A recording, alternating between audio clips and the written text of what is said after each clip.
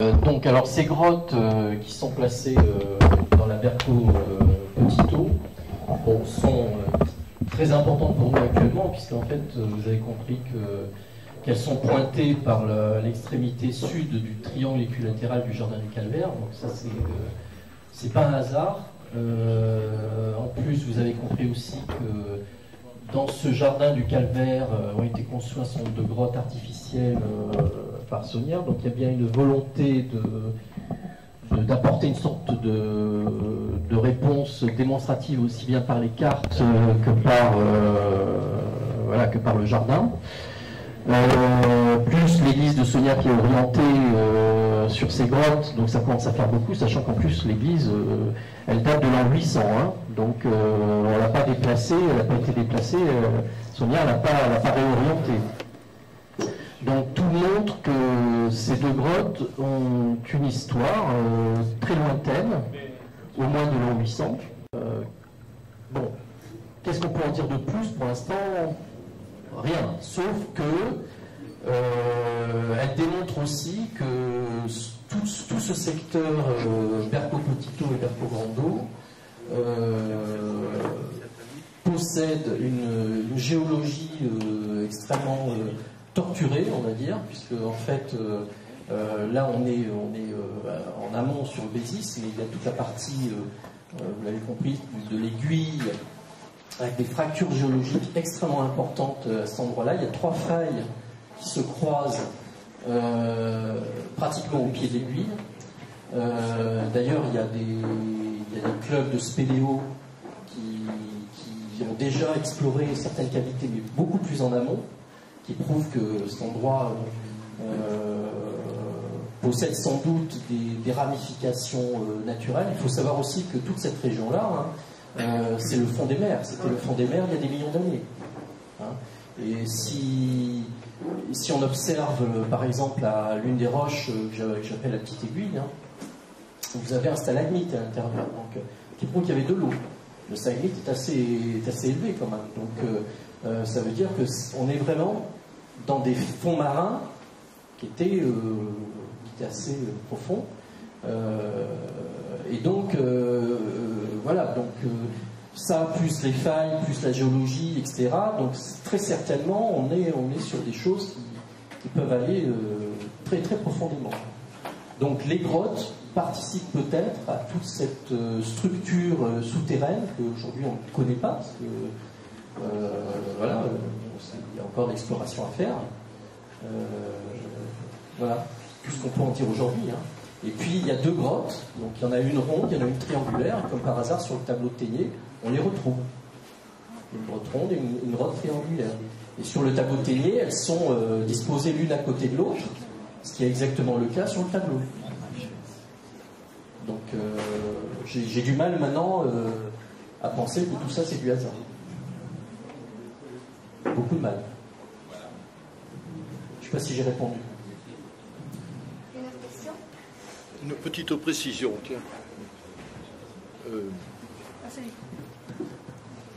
Une toute petite précision à propos des grottes et de Marie-Madeleine. La grotte reconstituée par l'abbé Saunière dans le jardin de Rennes-le-Château, à la droite de l'allée qui mène à l'église, avait une statue. Ce n'est pas, contrairement à ce que beaucoup ont cru pendant longtemps, la Vierge, mais c'est Marie-Madeleine. C'est pas moi qui l'ai découvert, c'est un confrère avec qui j'ai travaillé à une certaine époque, André Gallo, qui a dit mais c'est Marie-Madeleine. Et effectivement, on a posé la question à plusieurs ecclésiastiques et ils n'ont pas pu dire le contraire. Voilà. Maintenant, on ne sait pas si cela est avéré, si l'abbé Saunière l'a fait intentionnellement, certainement, puisque à Rennes-le-Château, les 4 points cardinaux où que vous alliez, vous aurez toujours une Marie-Madeleine quelque part. Alors, il y a une autre petite précision au niveau cadastral, par exemple, la grotte dite de la Madeleine que tous les auteurs reprennent aujourd'hui ne s'est jamais appelée comme ça. Il n'y a que depuis l'invention trésoraire de Béranger Saunière qu'on appelle la grotte de la Madeleine. Voilà. Tiens, une précision sur la grotte. Pour ajouter à ce qu'ils disent sur le plan de Marie-Madeleine, on a eu pendant longtemps un petit problème sur la consécration de l'église, puisqu'en fait, on trouvait toujours une consécration à Beata Maria de Rédé, etc., donc à la Vierge a priori. Mais en fait, je ne crois pas me tromper en disant que c'est Patrick Mencior qui a sorti ça en premier. On a bel et bien une allusion à Marie-Madeleine dès un acte de fin du XVIIe, début du XVIIIe. Donc là, au moins, on a cette certitude. Donc c'est pas une invention récente, Marie-Madeleine. Hein. Là, il y a vraiment des écrits. Je ne saurais pas vous dire la date, mais vous trouverez ça sur le site de Mencior. C'est exact. Oui, oui.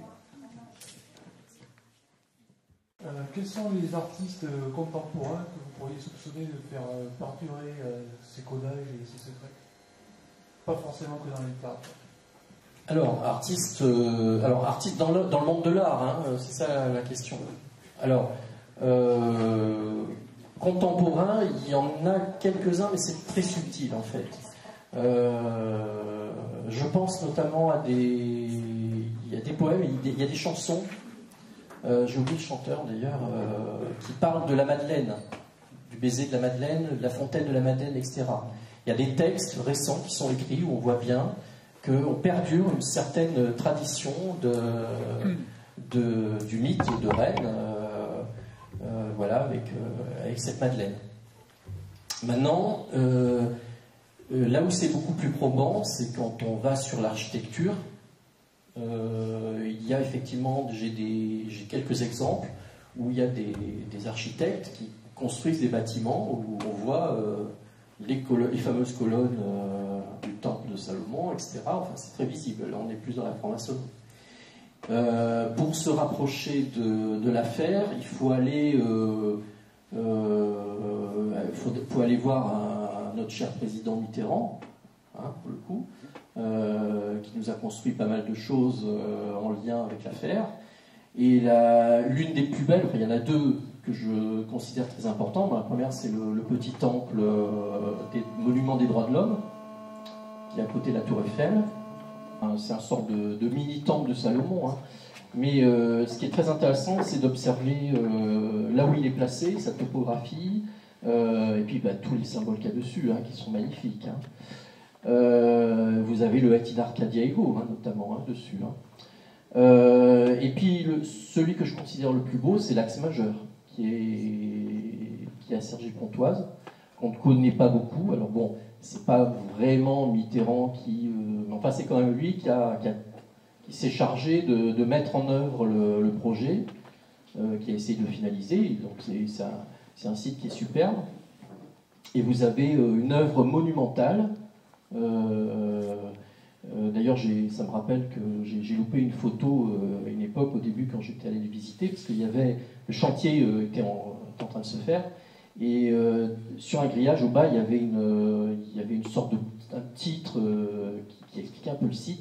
C'était marqué monument en mémoire aux traces, aux lignes du passé. Voilà. Et alors évidemment, quand je suis retourné 2 ou 3 ans plus tard, le truc avait disparu, hein, ils ont fait le ménage. Et donc, ça veut dire quoi? Ça veut dire que voilà, vous avez un exemple là d'une œuvre monumentale qui a été faite, qui est une sorte de ligne de béton qui suit tout un ensemble topographique compliqué au niveau national, qu'il faut suivre. Donc, par exemple, cette ligne, elle va vous amener à Ból-le-Vicomte. En fait, c'est une sorte de voyage dans l'histoire à travers la France. Et voilà, ça vous amène directement dans l'affaire, hein, de manière historique. Il faut voir qu'en fait, on est en présence de quelque chose d'assez important, et donc la mémoire ne doit pas se perdre. Voilà, c'est le principe de base, la mémoire ne doit pas se perdre. Et donc, siècle après siècle, les artistes, tous les auteurs, tous ces gens-là n'avaient qu'une obsession, c'est par leur art, par leur érudition, de déposer cette mémoire dans des œuvres, dans les tableaux, etc., pour que ça perdure. Et ça a bien marché, puisqu'aujourd'hui, si on est là et qu'on en discute, c'est que voilà, c'est que c'est toujours là. Elle passe même par la Grande Arche de la Défense pour Oui. justement récupérer des énergies. Voilà, il y a un certain nombre de choses. Voilà. On va ajouter quelque chose en réponse à votre question, qui est très d'actualité.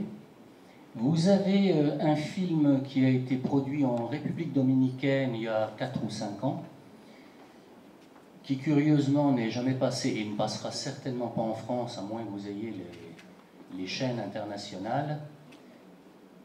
Et c'est notre ami Christopher, ici présent, mais très discret dans l'assistance, qui a eu le privilège, non pas de le voir en un seul morceau de A à Z, mais en fait presque selon un genre de compte à rebours. Il en a vu des extraits par-ci par-là, puis au bout, en fait, il a vu tout le film. À l'époque, il nous en avait parlé, et nous, on aime bien travailler la question. Alors, ce film, je vous engage à le chercher. Il y a très peu d'éléments, hein, mais sur les outils de recherche Internet, la chose, elle est intéressante dans le sens que il s'appelle, donc c'est en espagnol, hein, la Bestia do Cardo, la bête du Cardo. Le film est tourné par une Victoria, bon, Victoria, la victoire, Navarro. Alors bon, on va faire une parenthèse. Navarro, Navarra, Navarre, on est sur les choses qui vont traiter d'une lignée rattachée à la royauté hispano-française, entre guillemets, puisque rattachée à Henri IV. Hein. Donc, cette Bestia do Cardo, alors voilà, je vous laisserai le découvrir si vous y arrivez. Bon, en fait, c'est une jeune femme d'une très très haute lignée familiale, des gens un peu, on va dire, très puissants, mais très imbus de leur puissance. Et elle, en fait, elle a tout plaqué, parce qu'elle ne supporte pas sa propre famille. Et à un moment donné, ils la ramènent de force dans le lieu où ils exercent leur pouvoir, qui s'appelle Cardo. Et donc là, ils rencontrent, alors là vous allez apprécier, elle rencontre un genre de peintre, un peu bohème, qui s'appelle Hermès. Et la suite, eh bien, vous avez un genre de maître du monde, qui est peut-être un peu démoniaque sur les bords, qui n'accorde qu'à elle, au terme d'une sorte de pièce de théâtre qui est devenue le film avec ses personnages, il ne accorde qu'à elle la sortie sous un genre de scène comme ça, de la même couleur rouge, avec une porte lumineuse, rectangulaire, au centre. Et ils échangent un clin d'œil final, si j'ai bien compris, parce que j'ai pas vu, moi, la totalité du film, mais c'est bien ça, Christopher. Voilà. Donc ça, c'est un exemple précis. La bête du Cardou, pour dire son nom. La bête du Cardou. Je vous rappelle, ça s'est tourné il y a 4 ou 5 ans en République dominicaine. Bon, voilà. Victoria Navarro, la réalisatrice. Très, très, très intéressant. Virginia. Pardon. Virginia. Merci. Exact. Bien. Deuxième exemple qui est actuellement un cas. Un cas parce que c'est un jeune chanteur qui a environ 26 ans, qui est originaire du Kazakhstan et qui est capable de chanter sur 7 octaves. C'est unique, il monte même dans les ultrasons. Donc, c'est-à-dire on arrive à l'inaudible, mais c'est un truc de fou. Ce jeune chanteur, il s'appelle Dimash Kudaibergen, et en fait c'est le chouchou des... Enfin, c'est un petit secret, alors on vous le livre, c'est le petit chouchou des autorités russes actuelles, par le biais d'un musicien qui est un pianiste, qui s'appelle Igor Krutoy. Derrière, nous remontons à une société secrète, puisqu'on est quand même dans le thème de cette réunion. Igor Krutoy est lié à, on va dire, à l'église orthodoxe, dont le quartier général est basé à Saint-Pétersbourg. Et on a une notion d'aube dorée au bout. Je parle à des gens qui vont comprendre, je pense. Une aube dorée. Voilà. Alors, ce Dimash Kudaibergen vient de commettre un clip vidéo qui s'appelle, j'ai pas l'ensemble, mais c'est The Endless Dimensions, Under the Endless Dimension, donc sous les dimensions infinies. Ça fait partie de la bande originale d'un film qui a été produit en Italie il y a quelques mois, qui s'appelle Gods the Past, donc les dieux, le passé. Et on est donc dans un film de science-fiction très bien tourné, très bien élaboré, où on a des dieux cosmiques, on va dire, mais à tendance morphologique humaine, gigantesque, qui ont un espèce d'ordinateur quantique bien à eux, et qui ont créé des simulations juste pour voir comment ça se passe, et peut-être pour s'amuser. Donc, dans la simulation en question, l'un des leurs s'infiltre dans le jeu, et il y perd un artefact d'une importance extrême. Et là, ben, évidemment, c'est une jeune fille qui vient de chez nous, donc parce qu'au bout, on est sur la planète Terre, et cette jeune fille ben, découvre l'artefact, et alors là, il s'ensuit une course-poursuite, et la chanson de Dimash Kudaibergen, qui est l'un des thèmes centraux du film, il faut être très attentif. Mais je vous garantis que c'est vrai, parce que j'ai personnellement fait une capture d'écran, et j'ai vérifié, parce que c'est un truc de fou. La dernière image du clip, vous avez un envol d'un couple ailé, donc qui quitte ce plan. En fait, il se jette du sommet d'une montagne. Dessous, vous avez un lac. La montagne en question, à un moment, vous avez donc sur l'image finale, même pas une petite seconde d'un plan. Et ce plan, sous le même angle, vous découvrez qu'une fois de plus, parce que c'est juste un exemple, vous avez la pique grosse du Bugarache. Je vous garantis que c'est vrai et c'est vérifiable. Donc vous avez un couple d'anges déchus, parce que le mot c'est ça, un couple d'anges déchus qui parviennent au terme de ce film, à partir. Voilà. Donc Dimash Kudaibergen, je vous encourage à voir ses clips, c'est assez impressionnant. En plus, il a une voix qui est... Moi j'ai fait de la production musicale, tous les gens du métier, c'est un extraterrestre, on pourrait dire. Dimash, D-I-M-A-S-H, donc Dimash, Shamash, dimanche, on est sur une incarnation probablement solaire. Hein. Dimash Kudaibergen, K-U-D-A-I, B-E-R, Berg, la montagne. Et alors, naturellement, alors on va reprendre cette table ronde, hein.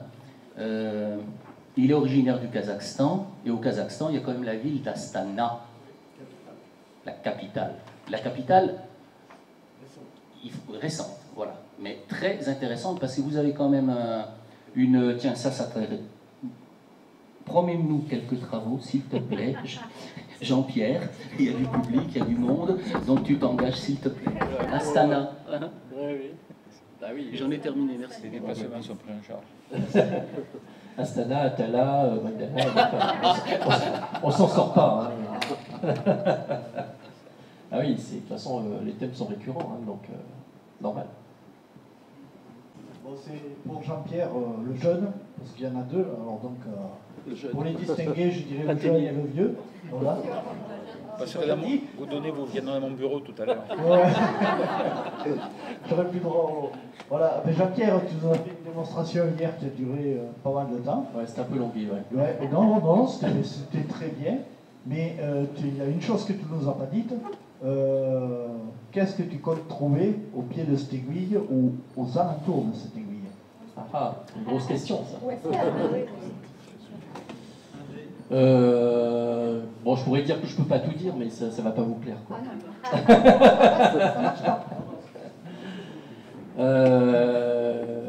Bon, en fait, j'ai donné un tout petit peu la réponse tout à l'heure. Ce qu'il faut bien comprendre, c'est que ce site, il faut partir du principe que ce site, sans doute, est néolithique. Quel voilà. site? Je parle du site du Bézis. Hein, je suis au pied de l'aiguille. Voilà. Tout ce site-là, et Et puis la pierre de Pérol, hein, qui participe à tout le système. J'arrive à la conviction aujourd'hui, par toutes les lectures que j'ai, etc., que ce site, au départ, c'est un site néolithique très important. C'est un peu facile à comprendre. Le néolithique, c'est une période très longue pour laquelle on connaît peu de choses parce qu'il n'y a aucun écrit. Mais par contre, ce qu'on peut observer, c'est que c'était le moment du culte des pierres. Hein. C'est une période où on levait les pierres parce qu'on considérait que les pierres étaient une sorte de trace divine, de trace des dieux. Le fait de lever les pierres, c'est une manière de rentrer en contact avec le ciel, avec les dieux. Bon. Donc, on vouait un culte infini aux pierres, donc d'où les dolmens, les cromlechs, etc., toutes ces formes-là. Mais il se trouve que le Bézis, qui a certainement une particularité géologique, en plus possède une pierre levée naturelle. Et une pierre levée, attention, c'est pas une petite pierre levée, c'est une pierre levée immense qui est logée dans un V signe de féminité. Là, ça rejoint un petit peu le thème de la déesse mère. Donc on est au néolithique et je pense que l'histoire commence à partir de là. C'est-à-dire que la sacralisation du lieu a commencé à ce moment-là. Donc, très probablement, ce lieu possède une particularité géologique qui est autour de l'aiguille, sans doute sous l'aiguille. C'est pour ça que Maurice Leblanc nous parle d'aiguille creuse. En fait, elle n'est pas creuse au sens de l'aiguille, hein, elle est creuse au-dessous. Hein. Et donc, très probablement, on a ce que j'appellerais aujourd'hui une nécropole. Hein, on va l'appeler comme ça, très vaste, sans aucun doute très vaste, qui est logée à cet endroit-là et qui a été ensuite utilisée par différentes époques historiques pour différentes raisons. Donc on n'est pas sur un principe de complot qui a organisé des choses sur des milliers d'années, on est simplement sur une utilisation d'une sorte de cave souterraine, connue depuis les temps les plus anciens, un sorte de coffre-fort sacré, qui est là, et évidemment, comme c'est un coffre-fort, on ne le divulgue pas, hein, c'est un secret. Et voilà, et qui est passé de siècle en siècle. Ensuite, il a certainement été oublié, certaines périodes. En plus, on pense aujourd'hui qu'il a été rendu votif, c'est-à-dire qu'à un moment donné, on a mis des choses à l'intérieur qu'il fallait protéger définitivement. Donc définitivement, ça veut dire on enterre et on fait tout ce qu'il faut pour ne plus pouvoir y aller. Comme ça, c'est protégé des pillards, etc. Et on le vénère autour. L'histoire faisant, c'est oublié. Et puis,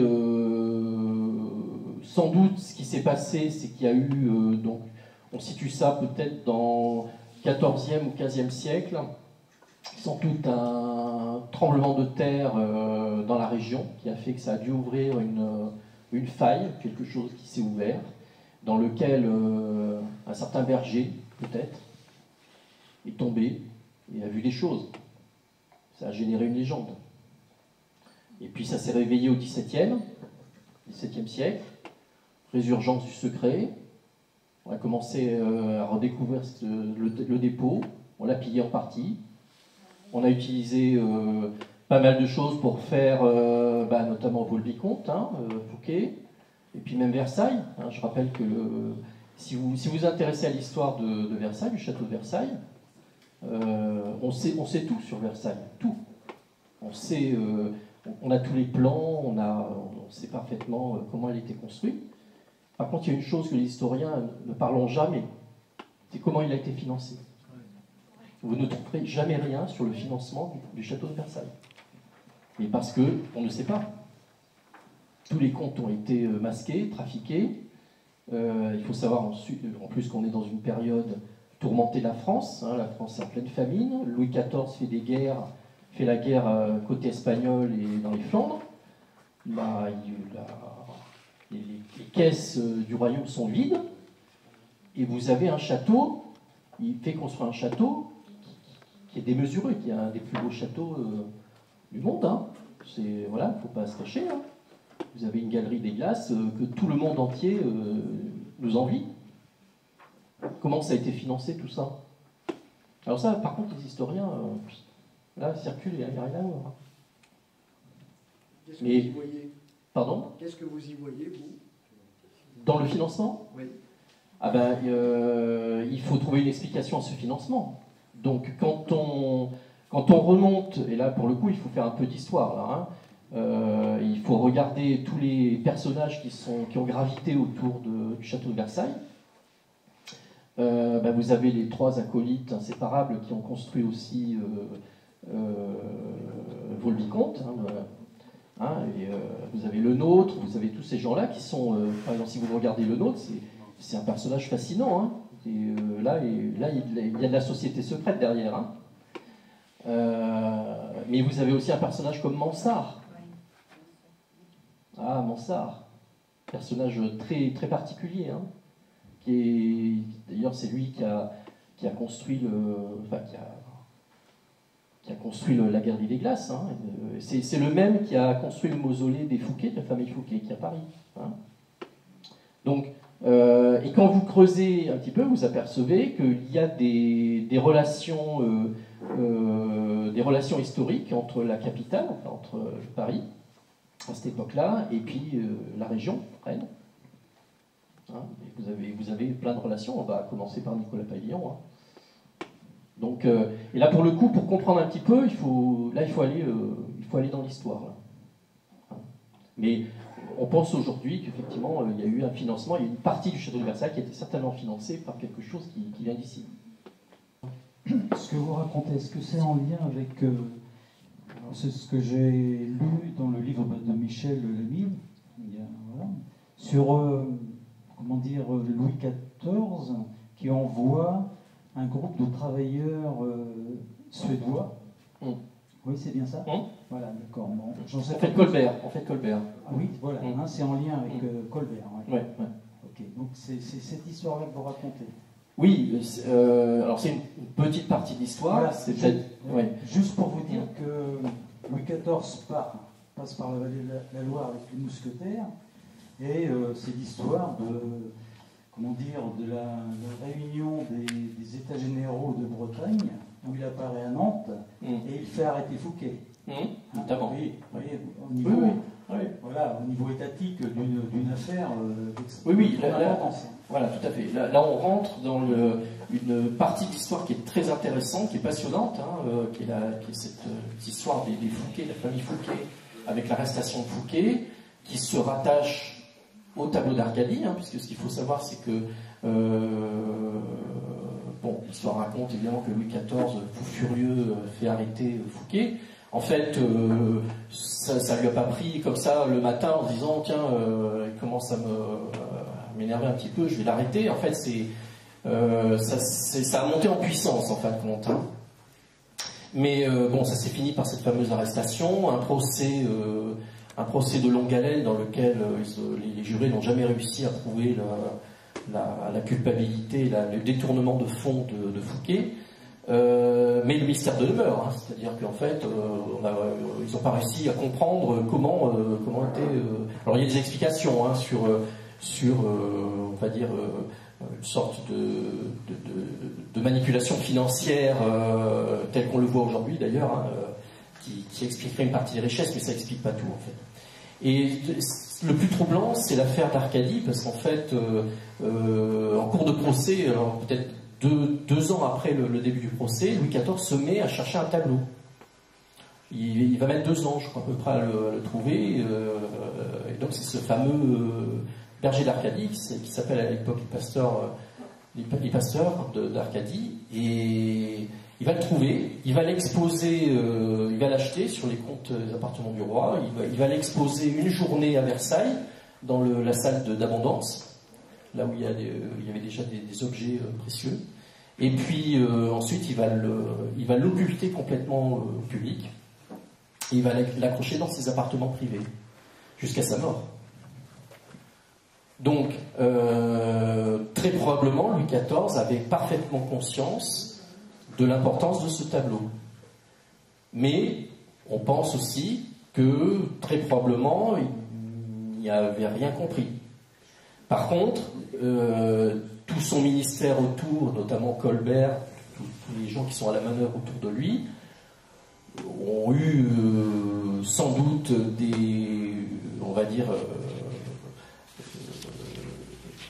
se douter de quelque chose venant du Razès, et donc c'est pour ça qu'on se retrouve avec notamment des missions qui ont été organisées par Colbert pour explorer les mines, notamment les mines du coin, ce qu'on appelle les mines de Blanchefort, etc. Parce que Colbert s'est dit, mais s'il faut, il y a des mines qui sont exploitées de manière secrète, qui nous fait remonter des finances. Donc voilà, ils ont voulu aller voir ce qui se passe. Donc il y a tout un ensemble de choses. Si tu me permets. Ouais. On va tenter d'avancer en vous amenant quelque chose qui concerne le site internet de Jean-Pierre, qui a fait un grand scandale, hein, il y a une douzaine d'années. Il se trouve que j'ai commis l'erreur, je vous l'avoue, j'ai commis l'erreur de mettre le pied dans la marmite, et là où c'était chaud. Je découvre les agissements d'un père jésuite qui est un Léonard de Vinci puissance 1000, et je pèse mes mots, un tel Athanase Kircher. Tout est vérifiable. À l'époque, on avait fait connaissance, je publie un peu comme ça. Et le fait est que cet Athanase Kircher fait une expédition en Égypte, une expédition commanditée par Fouquet. Il fait une expédition en Égypte et il ramène, et on le sait, puisque la preuve existe dans un poème de Jean de La Fontaine, référencé. Donc ce poème, il faut savoir qu'il est très précis, parce que c'est un hommage rendu à la réussite de l'expédition. Et donc Jean de La Fontaine, curieusement, c'est aussi un petit protégé, on va dire, son mécène numéro 1, c'est Fouquet. Voilà. Donc on a toujours les mêmes personnages qui gravitent autour de l'affaire. Et donc, le père Kircher, je vous le répète, c'est un génie. C'est un génie. En multi-domaine. C'est intéressé à tout ce qu'un être humain pourrait éventuellement parvenir un jour à s'intéresser. Donc c'est inimaginable. Et donc ce monsieur revient d'Égypte avec 2 sarcophages très pesants et très grands. On peut dire gigantesques. Le mot est faible. Il accoste dans la zone de Marseille, et là, on va dire, une expédition de gens qui ont appris ce qui se passait cherche à s'emparer des sarcophages. Donc ça devient une épopée pour pouvoir au moins préserver la trouvaille, et donc ça passe par, si je me rappelle bien, le château de Saint-Maur, d'ailleurs, plusieurs étapes. Au final, ça se termine ici. Je peux vous préciser, du côté d'Arc, c'est très précis, du côté d'Arc. Et donc, notre Jean de La Fontaine commet ce poème qui est l'hommage de l'expédition. Alors, donc, l'intérêt, et on va en rester là, il va citer en fait la descendance d'Horus. Je vous jure que c'est vrai. Et le poème, il est facilement accessible, aucun problème. Et je pense que tu l'as pas enlevé, la publication, elle est toujours sur ton site.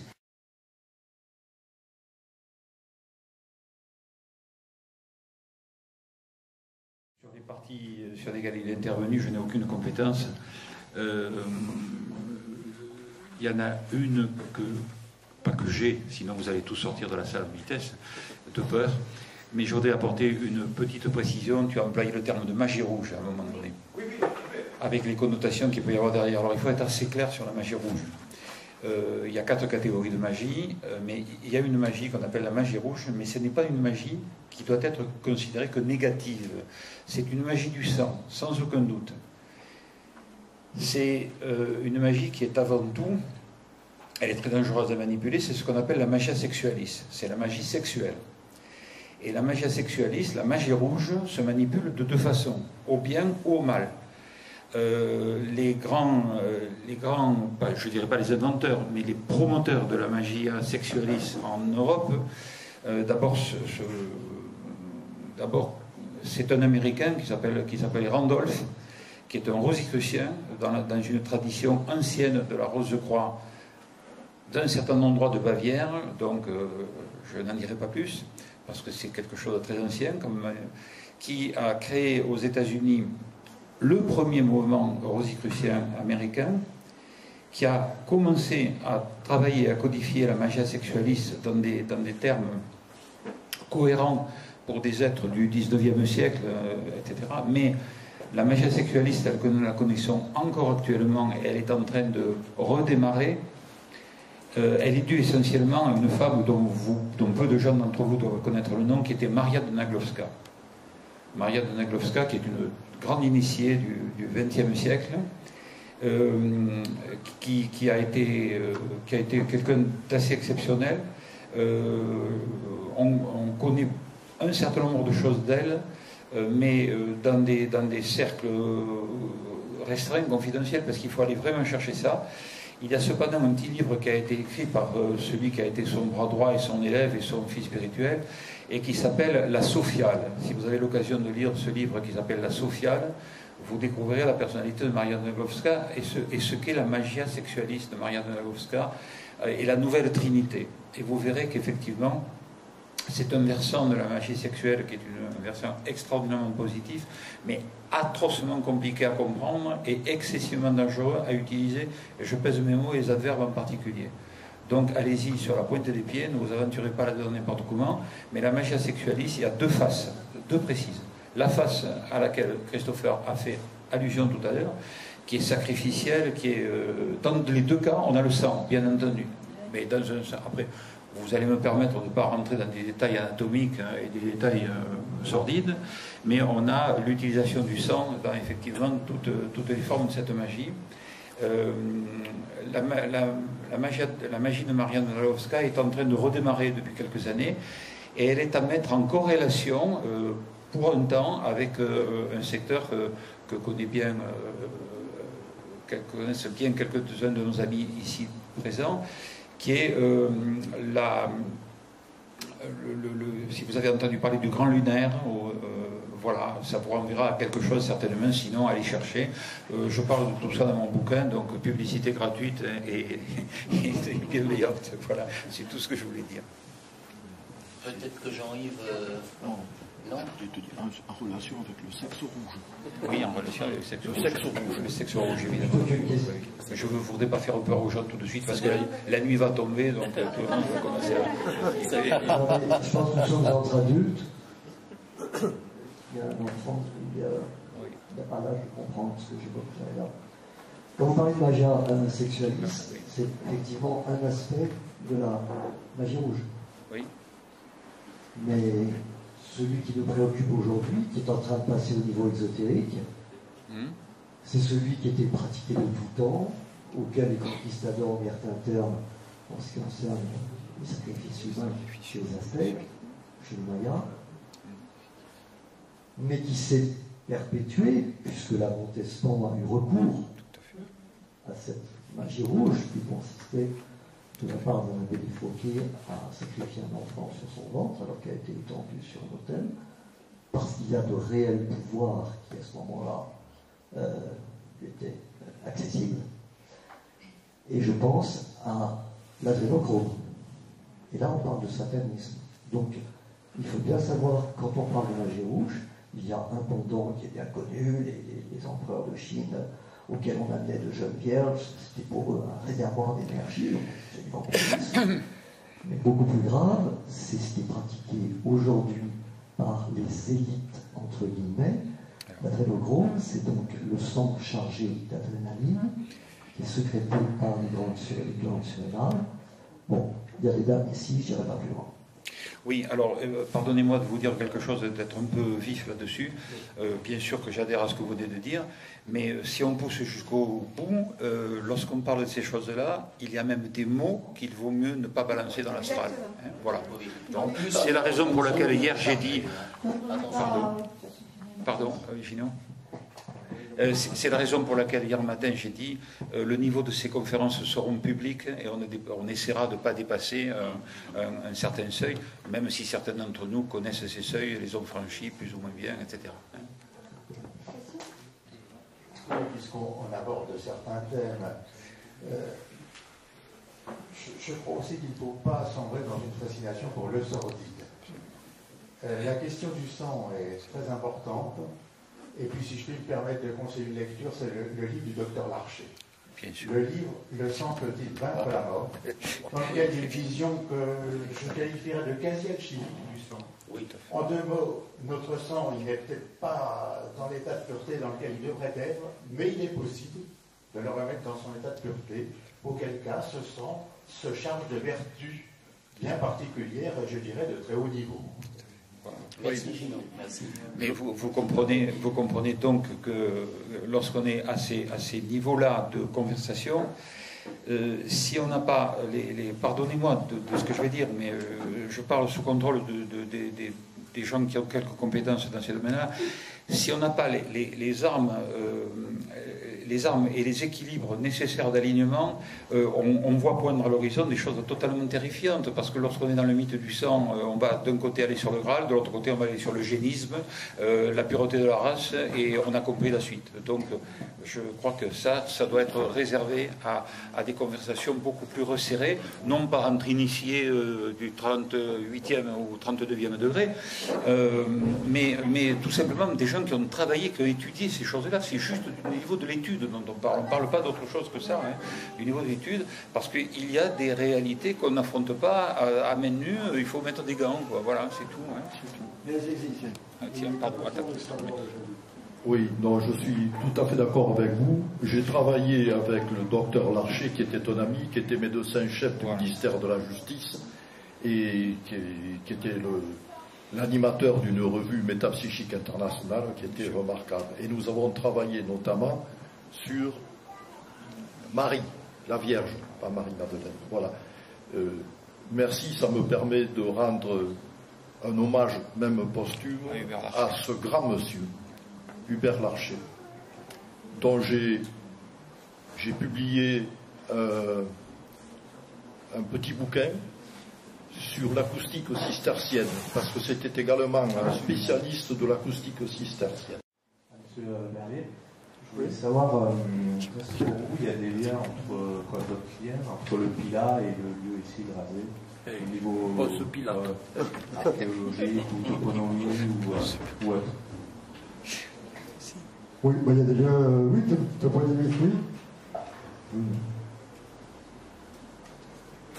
Les liens toponymiques, c'est qu'on trouve dans le Pilat plusieurs lieux dits qui Razès. C'est un nom qui semble commun aux deux régions.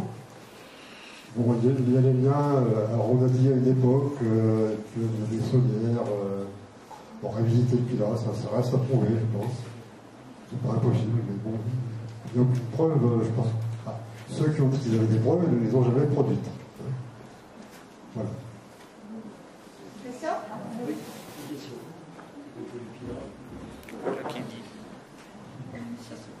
Oui, donc à propos du Pilat, l'étymologie commune, c'est Ponce Pilate.